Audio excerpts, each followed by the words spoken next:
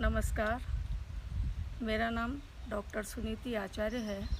मैं श्रीमती HR पटेल कला महिला महाविद्यालय में हिंदी की विभागाध्यक्ष हूँ और मेरा नाम डॉक्टर सुनीति आचार्य है।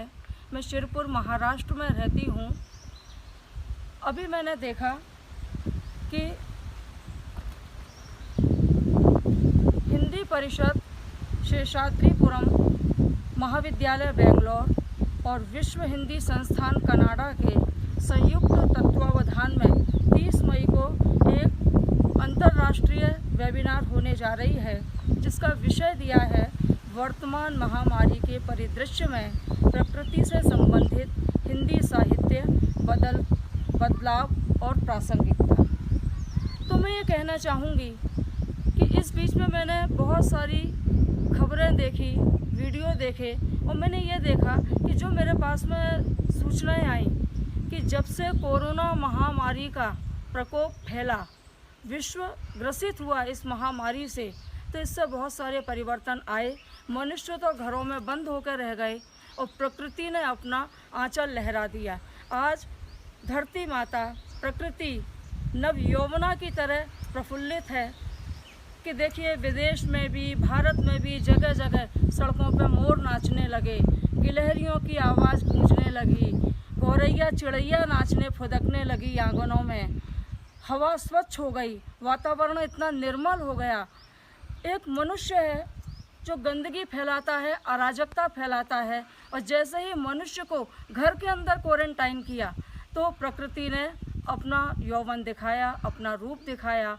और एक हम सबके लिए चेतावनी भी है कि प्रकृति ने कहा कि मनुष्य ने बहुत अराजकता फैला दी, अपना द्वंद्व फैला दिया, इतनी हिंसाएं कर डाली, जीव जंतुओं की हिंसा कर डाली, मानवता की हिंसा कर डाली, तो बस अब बहुत हो गया। जैसे एक माँ अपने बच्चे को गलत आदतों के लिए डांटती है, उसका बुखार उतारने के लिए उसको कड़वी दवा पिलाती है, ठीक ऐसे ही प्रकृति ने जब देखा कि ये तो बड़ी बड़ी ईंट सीमेंट की बिल्डिंगें बना रहे हैं, पानी को, नदियों को दूषित कर रहे हैं, जल को दूषित कर रहे हैं, धरती को दूषित कर रहे हैं, वायु को दूषित कर रहे हैं, तो उसने एक करवट ली और सारा विश्व डगमगा गया।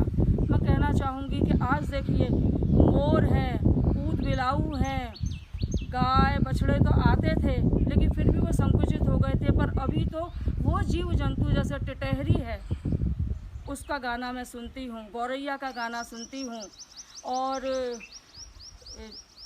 नेवला है, तरह तरह के नील गाय, ऊद बिलाऊ, ऐसे पशु पक्षी आने लगे और सड़कों पर विचरण करने लगे। ये देख के बड़ा मन को हर्ष उल्लास हुआ। आने वाले समय में कोरोना काल को कोरोना विमर्श की भांति लिया जाएगा। जैसे कि हिंदी साहित्य में एक समय चला कि जब दलित विमर्श उभरा, उसके बाद नारी विमर्श उभरा। अब देखिए जगह जगह वेबिनार सेमिनार तो होने लगी कोविड-19 को लेकर के। अब जैसे ही लॉकडाउन खत्म होगा, समाप्त होगा, तो आप देखेंगे कि रंगमंच पर, रेडियो पर, दूरदर्शन पर, चलचित्रों में कोरोना को लेकर के एक विमर्श पैदा हो जाएगा और मूर्त रूप से संगोष्ठियाँ होंगी, सेमिनार, अधिवेशन होंगे, उनमें भी कोरोना को लेकर के एक विमर्श पैदा होगा जिसका नाम होगा कोरोना विमर्श। तो मेरा कहना यही है कि प्रासंगिकता प्रकृति को लेकर के कोरोना से बहुत संबंध रखती है कि आज हम देख रहे हैं कि कोरोना महामारी तो आई, लेकिन इसका एक कुछ अच्छे परिणाम भी ये हुए कि लोगों ने गंदगी फैलाना बंद कर दिया और प्रकृति का वातावरण स्वच्छ होने लगा। धन्यवाद।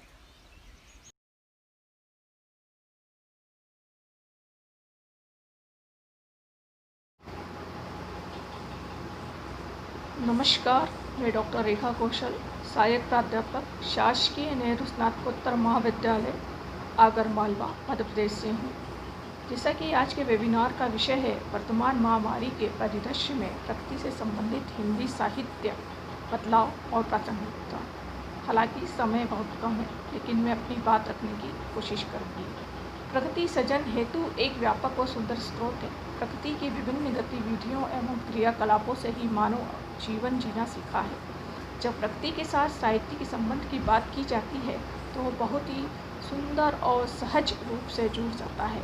क्योंकि प्रकृति ही मानव जीवन में संपूर्ण आधार है। पंच तत्वों से बना यह शरीर प्रकृति के ही मूल अंग का एक रूप है। भारतीय साहित्य में प्रकृति चित्रण की परंपरा अत्यंत व्यापक रूप से चली आ रही है।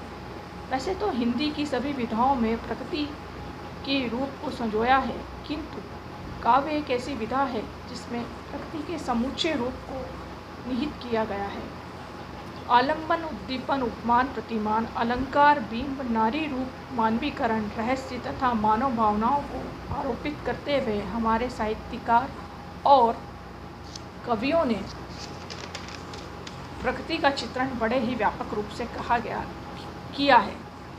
केशव ने अपनी कवि प्रिया में कहा, देश नगर वन बान गिरी, आश्रम सरिता ताल, रवि शशि सागर भूमि, भूषण ऋतु सब काल।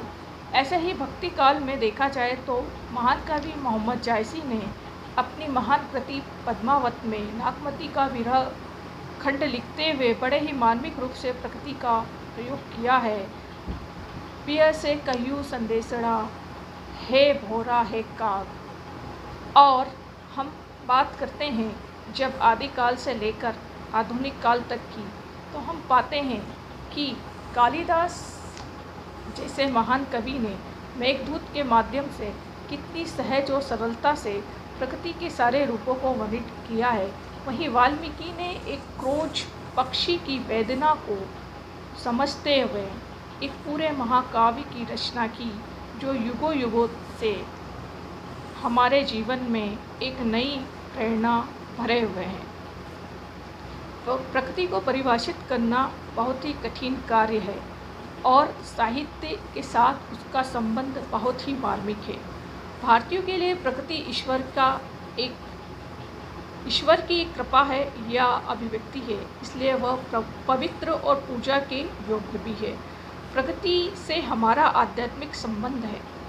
महाकवि कालिदास रचित मेघदूत बाणभट्ट की कादंबरी न केवल प्रकृति की अलौकिकता लिए हुए है, बल्कि उन भावों को भी युगों युगों तक जीवंत बना देती है। रीति कालिक कवियों का बारहमासा का वर्णन, जायसी की कामयानी की प्रेयसी की वेदना, आधी रात पपीहा बोला, वैसे ही सीता हरण के बाद श्री राम जी की वेदना, हे खग मृग मधुकर स्नेनी तुम देखी सीता मृगनेनी। कई कवियों ने प्रकृति को देवी रूप में या मार्गदर्शिका या प्रेमिका के रूप में भी परिभाषित किया है। हमारे प्रकृति के सुकुमार छायावती धारा के महान कवि सुमित्रानंदन पंत जी ने तो यहाँ तक कहा है कि प्रकृति के बिना काव्य संभव ही नहीं है। उन्होंने कहा कि छोड़ द्रुमों की मृदु छाया, तोड़ प्रकृति से भी माया, बाले तेरे बाल जाल में कैसा उलझा हूँ लोचन। प्रकृति के अपने सगुण साकार सुंदर रूप में साहित्य को प्रेरणा देती आई है। कालिदास के मानवीय भावनाओं का चित्रण भी और पहाड़ों तथा वैज्ञानिक शोध में नहीं लिया जा सकता है।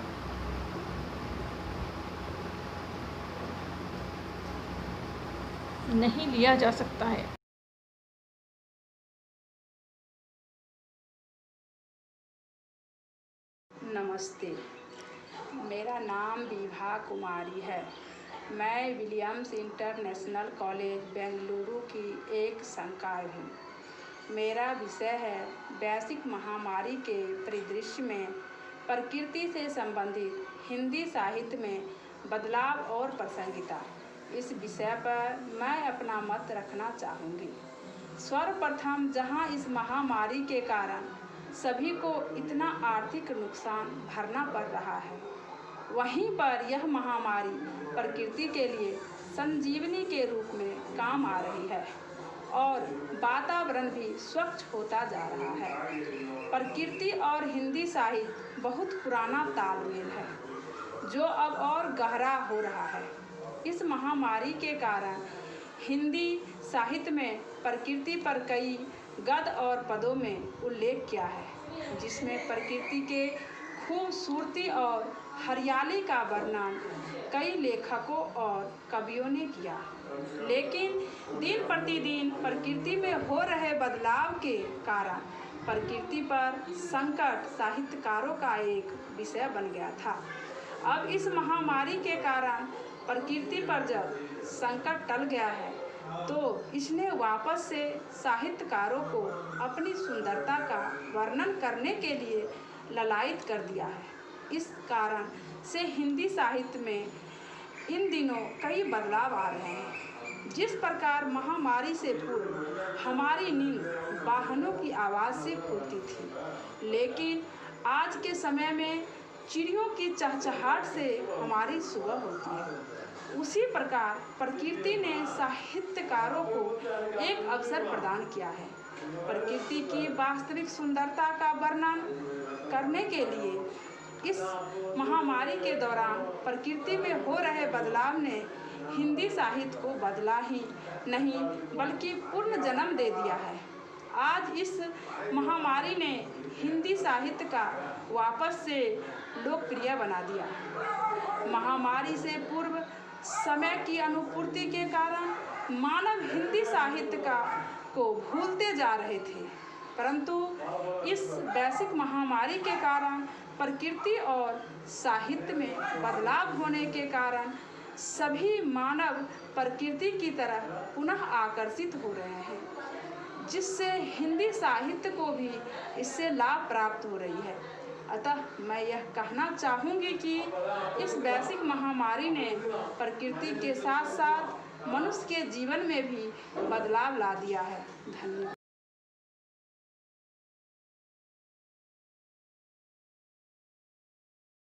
नमस्कार, मैं डॉक्टर मनप्रीत कौर, अध्यक्ष हिंदी विभाग गुरु नानक महाविद्यालय मुंबई। वेबिनार का मेरा आज का विषय है हिंदी काव्य में प्रकृति के बदलते रूप एवं वर्तमान परिस्थितियां। साहित्य में प्रकृति भावाभिव्यक्ति का माध्यम है। प्रकृति केवल रसानुभूति एवं मनोरंजन का ही साधन नहीं रही, अपितु परिस्थितियों के अनुसार कहीं आलंबन और उद्दीपन और कहीं नीति की अभिव्यक्ति की गई। रीतिकाल में पंजाब के दरबारी कवि बसंत सिंह ऋतुराज ने बसंत सतसई में प्रकृति के माध्यम से नैतिक शिक्षा दी। एक उदाहरण देखिए। नित प्रति संपत्ति घटत लखी कूप, ना करे बिखार, बढ़ती घटती उतरती चढ़ती, रहत तोर जल स्वाद। अर्थात संपत्ति घटते देखकर व्यक्ति को दुखी नहीं होना चाहिए और ना ही अपने गुण त्यागने चाहिए। जैसे कुएं का पानी कभी बढ़ता है और कभी कम होता है, परंतु उसकी मिठास कम नहीं होती, वह पानी खारा नहीं होता। निराला संध्या सुंदरी में प्रकृति का मानवीकरण करते हैं, जो सखी नीरवता के कंधे पर डाले बांह झांसी अंबर पथ से चली आती है। सुमित्रा नंदन पंत तो प्रकृति के माध्यम से जीवन की व्याख्या दो शब्दों में करते हैं। सुख दुख के मधुर मिलन से यह जीवन हो परिपूर्ण, फिर घन से ओझल हो शशि, फिर शशि से ओझल हो घन। इतना ही नहीं, पंत समाज में समृद्धि के लिए पीले पत्ते की तरह झड़ना भी स्वीकार करते हैं। झड़ पड़ता जीवन डाली से, मैं पतझड़ का सा जीर्ण पात, केवल केवल जग कानन में लाने फिर से मधु प्रभात। आगे की संवेदना समस्त प्रकृति में एकमेव हो जाती है। मैं स्रोते के साथ बहता हूँ, पक्षी के साथ गाता हूँ, वृक्षों के कपोलों के साथ थरथराता हूँ और उसी अदृश्य क्रम में भीतर ही भीतर नए प्राण पाता हूँ। आज कोविड-19 की स्थिति देखते हैं तो आगे की कविता याद आती है। नगर के कोलाहल से भागकर प्रकृति में शरण चाहते हैं और कृत्रिमता से मुक्त सहज जीवन की आकांक्षा व्यक्त करते हैं। ओ प्रकृस्त तनो मत, कटी छटी उस बाढ़ सरीखी, नमो खुल खिलो सहज मिलो, अंतः समित अंत संयत हरी घास सी, क्षण भर बुला सके हम, नगर की बेचैन बुदकती गडमड अकुलाहट, और न माने उसे पलायन, क्षण भर देख सके आकाश धरा दूरवा मेघाली, पौधे लता डोलती, फूल झरे पत्ते तितली भुनगे, फुनगी पर पूछ उठाकर इतराती छोटी सी चिड़िया, और न सहसा चोर कह उठे मन में, प्रकृति है स्खलन क्योंकि युग जनवादी है। इन पंक्तियों में प्रकृति, पशु और मनुष्य का सहज सहचार्य है। आज की स्थिति देखते हुए बच्चन जी की निम्न पंक्तियां इन परिस्थितियों पर सटीक लगती हैं। शत्रु ये अदृश्य है, विनाश इसका लक्ष्य है। कर ना भूल तू जरा भी ना फिसल, मत निकल मत निकल मत निकल। लगभग 2 महीने के लॉकडाउन के बाद वायु प्रदूषण, जल प्रदूषण और ध्वनि प्रदूषण शहरों से नदारद है। शहरों में फूलों पर तितलियां, पेड़ों पर गलहरी और आंगन में चिड़िया फुदकती दिखाई दे रही है। महानगर में भी नीले आकाश से चमकते सितारों से संध्या सुंदरी उतरती दिखती है। समुद्र और नदियों का पानी साफ हो गया है। गाड़ियों से उठने वाला धुआं और शोर नहीं है। अगेय जी के शब्दों में कहें तो नगर की बेचैन बुदकती गडमड अकुलाहट नहीं है, न ही यह मजदूरों का पलायन है। किसी ने सही कहा है, घर लौट सका तो जरूर लौटूंगा तेरे शहर बसाने को, पर आज मत रोको मुझको, बस मुझे अब जाने दो। यह मशीनीकरण से पुनः मनुष्यता की ओर लौटने की प्रक्रिया है। इस प्रक्रिया में प्रकृति अपना रूप संवार रही है। नजदीकियों की अपेक्षा दूरियों से रिश्तों का निर्वाह हो रहा है। आज महामारी के दौर में साहित्य के माध्यम से प्रकृति प्रेम की अभिव्यक्ति में पुनः बदलाव लाने की संभावनाएं एवं आवश्यकता है। यदि समाज को जीवित रहना है तो प्रकृति संरक्षण अनिवार्य है। यह संदेश साहित्य में ही व्यक्त हो सकता है। साहित्य ही सबको जागृत कर सकता है, क्योंकि साहित्य ही समाज का दर्पण है और समाज साहित्य से बहुत कुछ लेता है। इस कार्यक्रम के आयोजकों का धन्यवाद, जिन्होंने मुझे अपनी बात रखने का अवसर प्रदान किया, और उन सभी श्रोताओं का और दर्शकों का जिन्होंने मुझे ध्यान से सुना। धन्यवाद।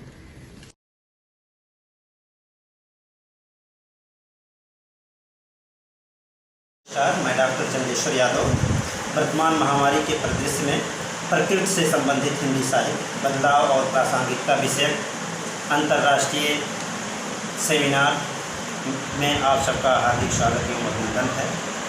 मैं आप लोगों के सामने कोरोना और साहित्य विषयक शोध पत्र प्रस्तुत कर रहा हूँ। साहित्य और समाज दोनों का गहरा संबंध है। ये दोनों एक दूसरे के अन्योन्य सहयोगी हैं। एक के अभाव में दूसरा अधूरा है। साहित्य का केंद्र सदा ही मानव होता है और मानव एक सामाजिक प्राणी है। साहित्यकार अपने साहित्य में मानव की भावनाओं, अनुभूतियों एवं विचारों को लिपिबद्ध करता है। काव्य रचना में हमेशा से ही समाज के हर पहलू का चित्रण होता रहा है। इसी कारण साहित्य को समाज का दर्पण कहा जाता है। वर्तमान सूचना एवं संचार क्रांति के युग में वैश्विक महामारी कोरोना ने आम जन के साथ ही साथ साहित्य पर भी अपना गहरा प्रभाव डाला है।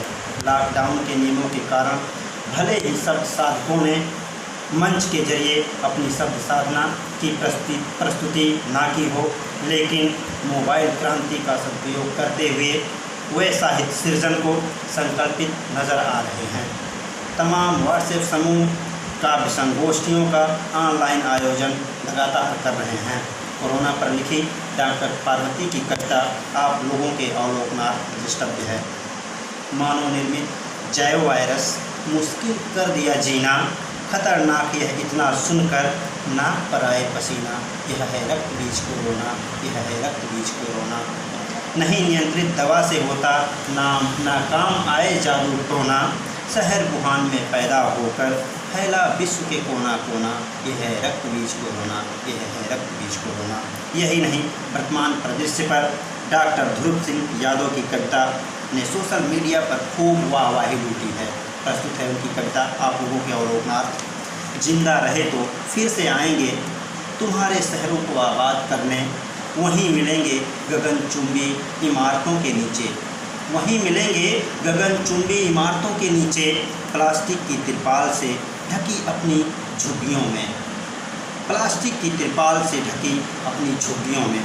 वह अंत में लिखते हैं कि बस इस बार एक बार घर पहुंचा दो। घर पर बूढ़ी माँ है, बाप है, सुनकर खबर वो परेशान हैं, बाट जोह रहे हैं काका काकी, मत रोको हमें जाने दो, आएंगे फिर जिंदा रहे तो। मत रोको हमें जाने दो, आएंगे फिर जिंदा रहे तो, नहीं तो अपनी मिट्टी में समा जाने दो, नहीं तो अपनी मिट्टी में समा जाने दो। वाकई यह कविता प्रकृति और समाज के संबंध को बहुत ही गहरे से दर्शाती है। मैं अपने शोध पत्र के अंत में बस यही कहूँगा कि वन पक्षी मन के भाव अगर अंतर मन को छू लेते हैं, संचार पूर्ण तब हो जाता, कौतूहल शब्द बन जब करते हैं, फिर बोध भाव का होते ही इतिहास शब्द रच देते हैं। बहुत बहुत धन्यवाद।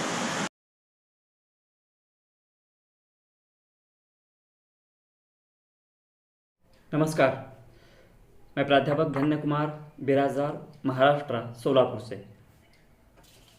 दिए गए विषय के अनुसार वर्तमान महामारी के परिप्रेक्ष्य में हिंदी साहित्य, बदलाव एवं प्रासंगिकता, इस विषय को लेकर अपना विषय रखना चाहता हूँ। यदि हम भक्तिकाल को देखें, तत्कालीन परिस्थिति में भी महामारी थी, तत्कालीन परिस्थिति में अकाल पड़ा हुआ था। तत्कालीन समय में दुर्भिक्ष अकाल होने के कारण इतना ही नहीं, लगभग 20 वर्षों तक महामारी थी, जिस महामारी को मीन की शनिचरी भी कहा जाता था। जहाँ कोड़ में जैसे खाज होता है, बिल्कुल विपत्ति में वह द्विगुणित करता है, उसी तरह कलिकाल में भी मीन की शनिचरी का वर्णन तुलसीदास के कवितावली नामक ग्रंथ में हम देखते हैं। इतना ही नहीं, तत्कालीन परिस्थिति में पड़ी हुई महामारी के कारण किसान खेती नहीं कर पा रहे थे, बनिश नहीं कर पा रहे थे, भिखारी को भीख नहीं मिल पा रही थी। और ऐसी अवस्था में तुलसीदास ने कहा भी था, खेती न किसान को, भिखारी को न भीख बली। ये पंक्तियां हम सबको विदित हैं। इतना ही नहीं, 16वीं सदी में खसरा महामारी थी और 1618-19 में चेचक नामक महामारी मिलती है। इन सभी महामारियों के परिप्रेक्ष्य में यदि हम भक्ति साहित्य का विचार करें तो प्रकृति का संतुलन बनाए रखना आवश्यक है। शायद मुझे लगता है तुलसीदास हो, रैदास हो, सूरदास हो, मीराबाई हो, इन्होंने अपने साहित्य में परोक्ष रूप में प्रकृति के संवर्धन का विचार करते हुए गोकुल, ब्रज, अयोध्या जैसे महानगर, वहाँ के बहने वाली नदियों का वर्णन किया है। आज भी इसी तरह हमें उन नदियों की पवित्रता का विचार करना है। रसकान की 4 पंक्तियां बहुत ही महत्वपूर्ण मुझे नजर आती है, जिसमें प्रकृति का पूरा चित्रण नजर आता है। मानुष हों तो वहीं रसखानी बसों, ब्रज गोकुल गांव के ग्वारन, जो पशु हों तो कहाँ बसु मेरे चरो, नित नंद को धेनु मंझारन, पान हो तो वहीं गिरी को जो धरे, कर छत्र पुरंदर धारण, जो खग हैं तो बसेरों करो, मिली कालिंदी कूल कदम्ब की डारन। इस तरह इसमें खग, नदी, पेड़, पौधे आदि का वर्णन किया है। आज कोरोना के महाकाल में प्रकृति का संवर्धन हमें बनाए रखना है, पर्यावरण का संतुलन बनाए रखना है। जैसे कि डॉक्टर भी आज हमें हल्दी, अदरक, काली मिर्च, लहसुन आदि का सेवन करने के लिए कहते हैं कि माने एक तरह से हम फास्ट फूड के बदले भारतीय प्रकृति में पल रही फसलों का उपयोग करना है और पर्यावरण का संतुलन बनाए रखना है। शायद यही बात संत साहित्य में जो हमें दिखाई देती है, उसकी प्रासंगिकता आज भी मुझे नजर आती है। आओ पुनः हम एक बार भक्तिकाल की तरह जाते हुए बिल्कुल वैसे ही प्रकृति का संवर्धन बनाए रखेंगे। धन्यवाद।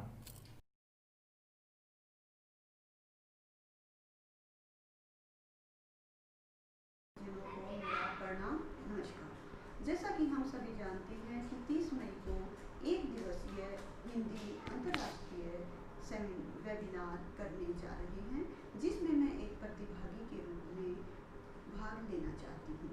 मैं डॉक्टर सुमन राठी बाबा मस्तनाथ विश्वविद्यालय में सहायक प्राध्यापक के रूप में कार्यरत हूँ, जो रोहतक में हरियाणा में स्थित है।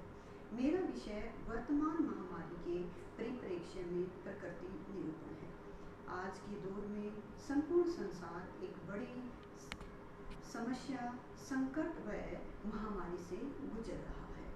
इस विकट समय में लोगों को उत्तेजित न होकर सहज व धैर्य से काम लेना चाहिए, जिससे हम इस विकट समस्या से उबर सकते हैं।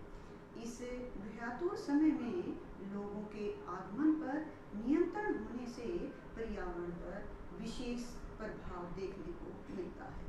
जब वातावरण दूषित होता है तो प्रकृति भी इससे बहुत हद तक प्रभावित होती है। जिस प्रकार एक बच्चे को स्वच्छ वातावरण की आवश्यकता होती है, उसके पालन पोषण के लिए शुद्ध वातावरण जरूरी है, उसी प्रकार से हमारी प्रकृति है, उसे भी शुद्ध वातावरण की आवश्यकता है। किसी भी क्षेत्र में अगर देखते हैं, जैसे चाहे वह जल क्षेत्र हो या फिर वन क्षेत्र में, उन सब के लिए शुद्ध वातावरण होना अनिवार्य है। तो इसी को ध्यान में रखते हुए हमें अपने वातावरण को शुद्ध रखना चाहिए।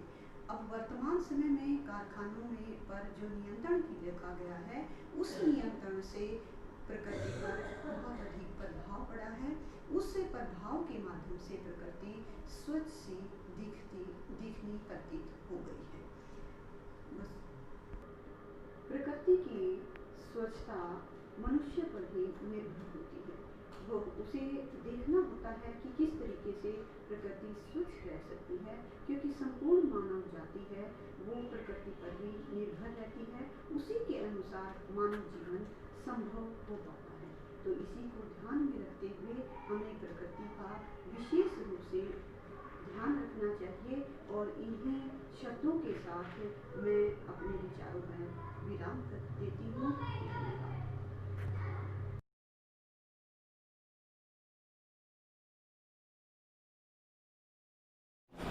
आयोजकों को मेरा नमस्कार और प्रणाम। मेरा नाम मनीष कुमार है और मैं पीएचडी शोधार्थी हूँ हिंदी विषय से। हिंदी भवन, विश्व भारती विश्वविद्यालय, शांति निकेतन, पश्चिम बंगाल। इस वेबिनार का जो मेरा विषय है वो है साहित्य में प्रकृति संबंधी आदिवासियत का महामारी परिवेश में बदलता स्वरूप। तो इस महामारी के दौरान किस तरह से आदिवासियों का जो परिवेश है वो बदला है, उसका स्वरूप बदला है। इस बदलते स्वरूप पर मेरी बात रहेगी आने वाले समय में। तो साहित्य में आदिवासियों पर कुछ एक वर्षों से कई विमर्श जन्मे हैं। उन विमर्शों में आदिवासी संस्कृति, सभ्यता, परंपराओं की बातें की गई है। सबने अपने अपने ढंग से बात की है और पुरजोर तरीके से बात की है। आदिवासियों ने आदिवासी साहित्य पर अधिक गहरी चिंता व्यक्त की है। किस तरह से उस आदिवासी समाज को भारतीय परिवेश के मुख्य धारा समाज में सम्मिलित किया जाए, इस पर उनका गहन चिंतन है और अध्ययन है। और इसी तरीके की जो सम्मिलित होने वाली जो भावना है वो हमें कहीं ना कहीं हिंदी साहित्य के आदिवासी विमर्श में भी मौजूद है और देखने को भी मिलती है कि किस तरह से आदिवासी साहित्य को दरकिनार करने के साथ साथ उसे मुख्य धारा से जोड़ने का प्रयास किस तरह से हिंदी साहित्य के बुद्धिजीवी वर्ग करते हैं और करते आ रहे हैं, और शायद निरंतर यह चलता रहेगा, ये हमें समझने की आवश्यकता है। तो मैं विषय से संबंधित अपनी बात रखूंगा कि आदिवासियों का जो संस्कार होता है, आदिवासी को जो परंपरा है वो अलग रहने की परंपरा है। और इस महामारी ने हमें यह सिखाया है कि आप इस महामारी के दौरान, चूंकि ये ज्यादा ढंग से फैलने वाली बीमारी है, तो आप एक दूसरे से ना मिले, अपने परिवार तक सीमित रहे। तो आदिवासियत जो है वो भी अपने परिवार तक सीमित रहती है और अपने परिवार की सीमा तक उसने बहुत सारे उपचार इसके लिए ढूंढे हैं, क्योंकि उनका जो प्रतिरोधक क्षमता है, शारीरिक प्रतिरोधक क्षमता, वो बहुत तेज होती है एक साधारण पुरुष से, आदिवासी पुरुष की। तो उनके पास इस तरह की प्रतिरोधक क्षमता के साथ उपचार भी मौजूद है। और इस उपचार की मौजूदगी में एक नई दृष्टि आदिवासी समाज को देखने को मिलती है। एक नई दृष्टि से आदिवासी समाज दिखता है हमें कि वो पहले से अपनी सभ्यता में एक तो सीमित दायरे में रहता था, कम अपने समाज के दायरे में रहता था, जिसे आज के समय में हम सोशल डिस्टेंसिंग के रूप में बात कर रहे हैं कि आप व्यक्ति से दूर रहे लेकिन अपने परिवार के साथ रहे। तो ऐसे ही आदिवासी अपने परिवार के साथ रहता है लेकिन सोशल डिस्टेंसिंग में पहले ही रहता है। वो गैर आदिवासी समाज के लोगों का अपने आदिवासी समाज में सम्मिलन नहीं चाहता है, यह उसकी शुरू से इच्छा रही है। तो सोशल डिस्टेंसिंग का जो विषय है, जो मुद्दा है, जो उद्देश्य है, वो आदिवासी समाज बहुत कई वर्षों से देता हुआ हमें आ रहा है। और इसके साथ साथ जिस तरह से उसने उपचार की बात कही है, प्रतिरोधक क्षमता की बात कही है, वो पहले से ही उसके पास मौजूद है। तो इस तरह से उपचार के रूप में और सोशल डिस्टेंसिंग के रूप में एक बदलता स्वरूप आदिवासी के पास पहले से मौजूद था, जो आज हमें साहित्य में देखने को मिल रहा है, जो आज हमें आदिवासी विमर्श में देखने को मिल रहा है। तो दरअसल एक नई दृष्टि के साथ इस आदिवासी साहित्य का जो बदलता स्वरूप है वो उसके पास कई हजार वर्षों से मौजूद है, लेकिन साहित्य में हमने उसे कभी ढालने की सोचने का प्रयास नहीं किया। तो यह जो महामारी में जो हमने बदलता हुआ स्वरूप देखा है, मानव को मानव से अलग होते हुए देखा है, समूह को समूह से अलग होते हुए देखा है, यह आदिवासी साहित्य के पास मौजूद है। तो कहीं ना कहीं हमें आदिवासी साहित्य की जो दृष्टिकोण है, आदिवासी साहित्य का जो नजरिया है अपने समाज के साथ रहने का, प्रतिरोधक क्षमता को बढ़ाने का, सोशल डिस्टेंसिंग को मेंटेन रखने का, तो वह तरीके को आज हमें मुख्य धारा के समाज को, भारतीय परिवेश को अपनाना पड़ा है इस महामारी के दौर में। तो आदिवासी समाज हमें बहुत पहले से यह उद्देश्य देता हुआ है कि हम इसको अपनाएं और इसको अपने साथ रखें। और आज हमारी ये जरूरत है। आदिवासी समाज ने हमें एक नया दृष्टिकोण दिया है, एक नई सोच दी है, जिससे कि हम साहित्य में आदिवासी विमर्श को, आदिवासी साहित्य को एक नए रूप में, इस महामारी के उपचार के रूप में, इस महामारी के दृष्टिकोण के रूप में हम उन्हें बेहतर तरीके से लिख पाए। धन्यवाद।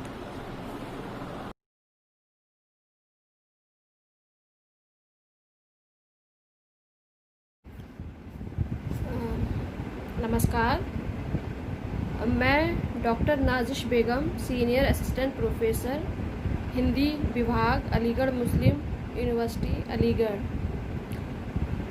सबसे पहले तो मैं इस अंतर्राष्ट्रीय वेबिनार की संयोजिका एवं हिंदी विभागाध्यक्ष डॉक्टर उर्मिला पोरवाल जी और उनकी टीम को धन्यवाद ज्ञापित करती हूँ कि उन्होंने वर्तमान परिदृश्य के अनुरूप इतने अच्छे विषय का चुनाव किया। इसकी आज आवश्यकता भी थी और इस अंतर्राष्ट्रीय वेबिनार के माध्यम से चिर परिचित विश्वविख्यात बड़े बड़े विद्वानों और साहित्यकारों को हमें सुनने का सुअवसर मिलेगा, उनसे जुड़ने का और एक दूसरे से विचारों को आदान प्रदान करने का और इस महामारी से निपटने का मार्ग मिलेगा। ये बहुत ही खुशी की बात है। मेरा जो विषय है, मेरे शोध पत्र का विषय है महामारी केंद्रित जीवनी साहित्य में आवारा मसीहा की उपादेयता। देखिए, जीवनी साहित्य वर्तमान समय में महामारी और कोरोना पर केंद्रित बहुत सारी जो है कविताओं का, कहानियों और उपन्यासों की जो है रचना की जा रही है ना, उसमें अपनी संवेदना को व्यक्त किया जा रहा है। तो साथ ही साथ हम जो है जीवनी जो साहित्य है उस पर भी हमें बात करना ज़रूरी है। हालांकि जीवनियाँ तो पहले भी लिखी जा रही थी और लेकिन बाद में भी कई जीवनियाँ जो है दूसरे विशिष्ट जीवन के व्यक्तित्व का आधार बनाकर कई जीवनियाँ लिखी। हालांकि जीवनी जो होती है वो एक कथेतर गद्य विधा होने के साथ ही साथ उसमें किसी व्यक्ति के जीवन का लेखा जोखा होती है, जो है उसमें जिसमें जीवनीकार जीवनी अनुभवों का वह श्रृंखलाबद्ध कलात्मक चयन करता है। इसमें वही घटनाएं परोई जाती हैं जिनमें संवेदना की गहराई हो, भावों को आलोड़ित करने की शक्ति हो। घटनाओं का चयन लेखक किसी धर्म, तर्क या दर्शन के आधार पर नहीं करता, वह गोताखोर के समान जो है जीवन उस विशिष्ट व्यक्ति के जीवन सागर में डूब कर मोतियों को चुनकर लाता है और उन घटनाओं को चुनकर पाठक के समक्ष रखता है। हालांकि जीवनी जो होती है वो एक किसी व्यक्ति के जीवन को प्रस्तुत करती है, लेकिन उसमें पूरा जो समाज परिवेश जो है वो व्यक्त हो जाता है ना।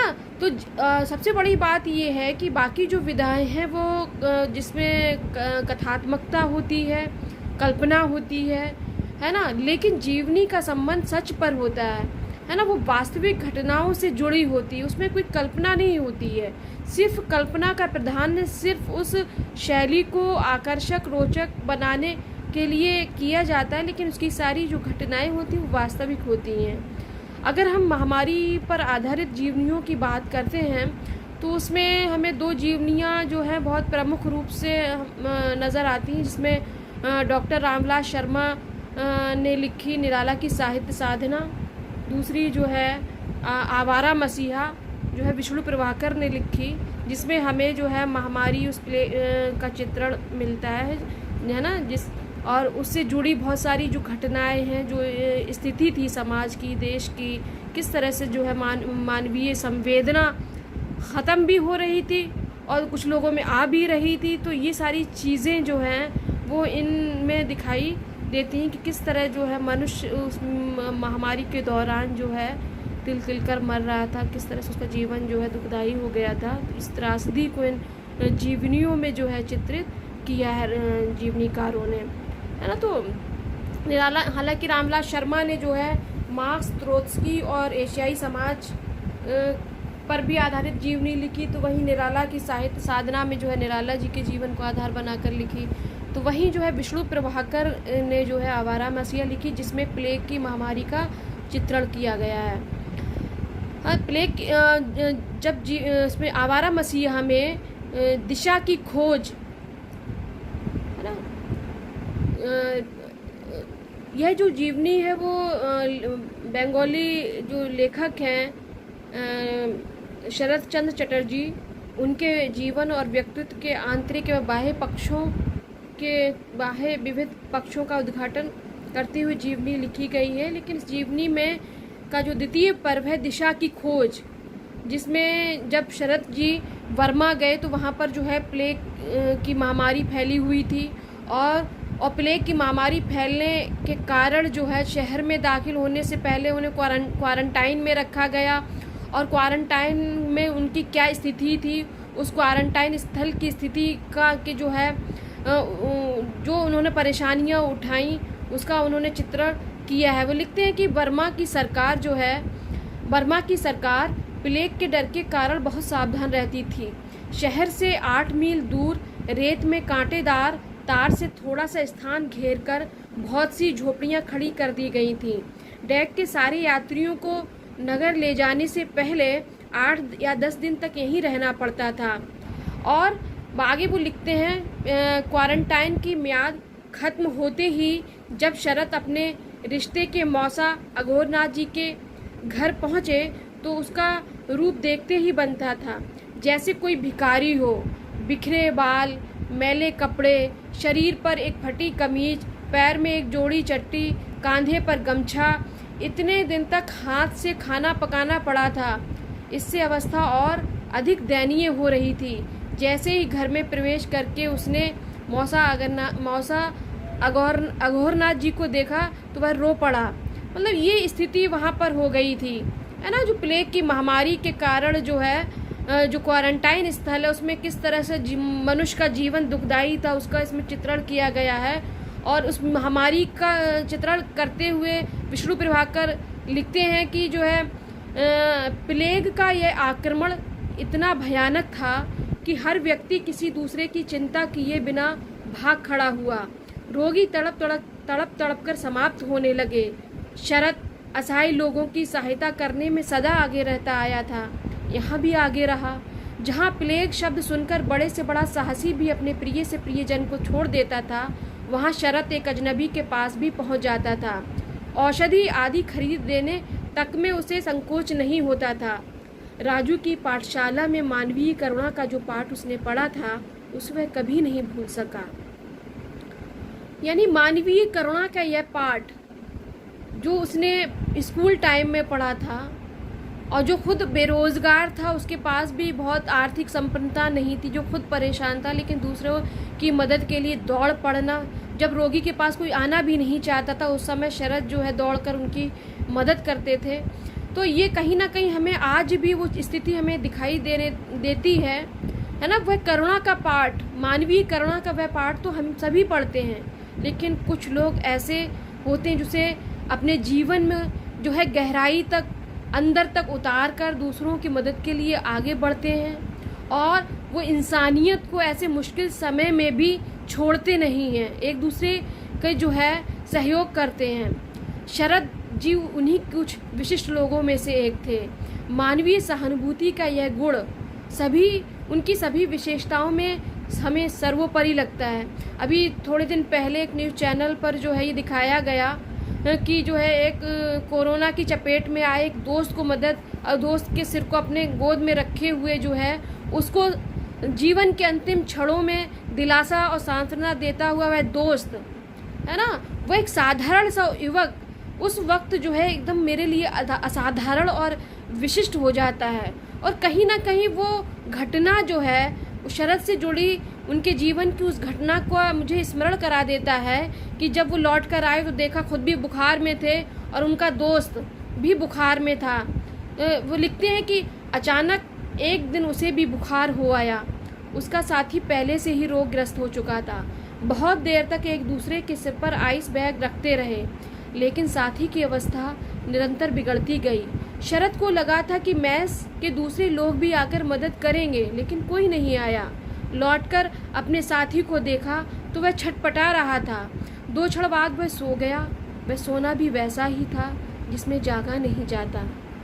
ऐसी भयंकर बीमारी में उनकी पत्नी चल बसी और आसपास के इतने लोग जो है इस भयंकर महामारी की चपेट में आ गए, जिसमें बहुत सारी लोग एक दूसरे की मदद में आगे नहीं बढ़ रहे थे जिनको बढ़ना चाहिए था। पड़ोसी को नहीं पूछ रहा था है ना, लेकिन बहुत से लोग ऐसे भी थे जो दूसरों की मदद कर रहे। तो इन सारी जो स्थितियों का जो महामारी के दौरान जो मानसिकता में परिवर्तन होता है, जो रिश्तों में बदलाव आता है ना, जो सोच में बदलाव आता है, तो ऐसे परिदृश्य में कहीं ना कहीं शरद जी के व्यक्तित्व की वो विशेषताएं वो एक प्रेरणा स्रोत का काम करती हैं और हमें उस मानवीय संवेदना को कायम करने के लिए प्रेरित करती हैं, है ना। कि आज इतने वर्षों बाद इस जो भयंकर महामारी जो थी उसने और अधिक विकराल रूप धारण करके जो हमारी पूरी दुनिया को चिंतित कर दिया है। तो ऐसे समय में हम जो है इस तरह की और जीवनियाँ लिखकर, जो लोग काम कर रहे हैं उन पर आधारित जीवनियाँ लिखकर कहीं ना कहीं हम उस इतिहास को भी सुरक्षित करते हैं और उन जीवनियों के माध्यम से जो है दूसरों में उन मानवीय संवेदना को जागृत करना और उस मानवीय संवेदना को कायम रखना और उस इंसानियत को कायम रखने का जो है प्रयास कर सकते हैं। इसी आशा के साथ मैं अपनी बात समाप्त करती हूँ। धन्यवाद।